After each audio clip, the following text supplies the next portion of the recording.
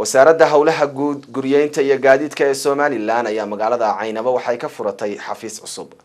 Warbixintan waxaa Caynaba nooga soo diray wariye Maslax Saleebaan Side Maslax Koronto.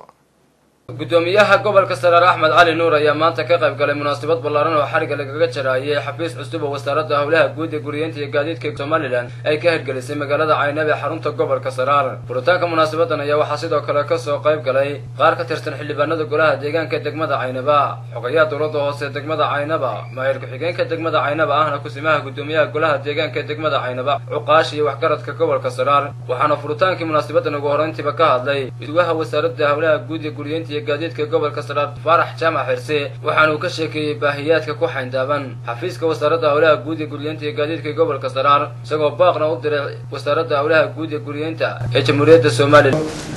waxaan u baahanahay marka hore wasaaradda hawlaha guud guriyeynta iyo gaadiidka Jamhuuriyadda Soomaaliland inay xafiiskeedii inuu hadii uu gobolka Saraar inuu halkan ka furan yahay malaha malba marka hore kaga jiray horta inay aragto oo xafiiska ballaaran ee waliba isugu timi uu yahay baan horta marka hore ku boorinaynaa oo aan ku soo dhaweynaynaa. marka xigta wasaaradda hawlaha guud waxaan uga baahanahay inay nala shaqeyso oo ay nagala shaqeyso kow lambar laba horta marka hore xafiiska aniga ku jira waa lagu kireeyo waa inay xafiis noo dhisto. lambar laba gobolka Saraar waa gobol ballaaran waa gobol aad iyo aad u kala fog danta guudba way ku firiirsan tahay waxaan u baahanahay in ay gaarina siiso aanu danta guud kaga shaqeyno ee gobolka Saraar iyagana in aan wada shaqeyno oo cid walba halkaan iska soo gala sida aan u wada shaqeyno oo xafiis ahaan maradaan maanta furanahay cid walba halkaan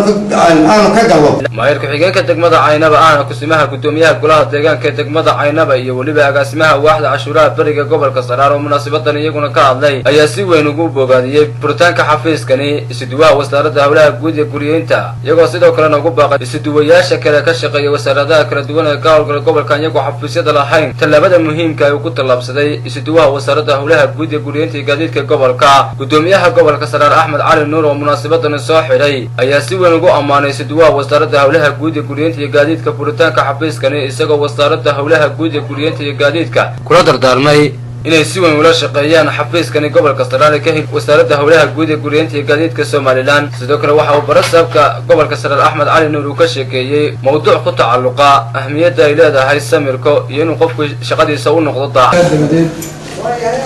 hawshan aan isku nimado xafiiskan cusub ee loo furay maanta wasaaradda hawlaha guud iyo guriyeynta oo runtii dadaalkeeda uu iska lahaa Farax isuduwaha gobolka. waxaan jecelnahay runtii inaan marka hore uga mahadcelino